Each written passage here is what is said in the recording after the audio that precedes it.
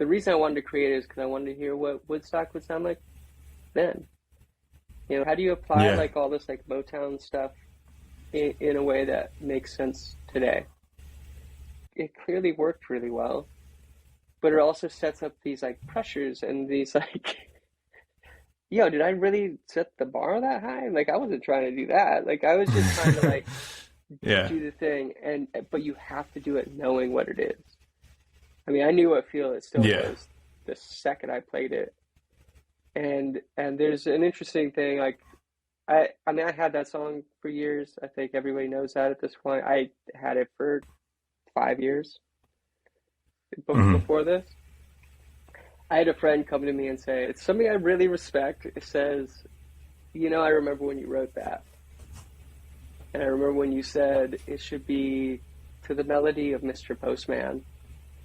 And I said, no, that will never work. And I said, well, I got to keep it then. Like, I got to hold on to it, because this is like where creativity and that anxiety, all this stuff lives, is in the space where it's going. I was self-conscious, too self-conscious to say like, no, that's what it is. Let's do it. But I think in the timeline of things, I also look back and I go, yeah, I also wasn't ready to be born then. It wasn't fully realized. It took Asa Taccone and like that energy in the room. It just be the energy in the room that helps bring it out. Like Asa being stoked. Like he was so stoked when I was playing the bass line, and he's just sitting in the room, and we're in the lounge. Well, we're mixing Live in the Moment in the other room, and Asa's just like, yo, Jay, what is that? And I'm like, oh, it's just a stupid bass line.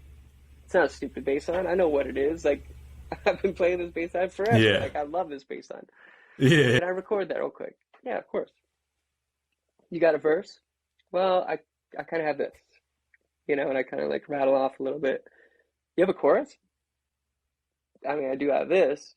It is the you know, I self-consciously go, well, it's Mr. Postman, but, you know, this, I'll put it on as a placeholder. Do you have a bridge? I say, well, I don't, but I have these chords. And I kind of like put on these different chords. It all came through so quickly.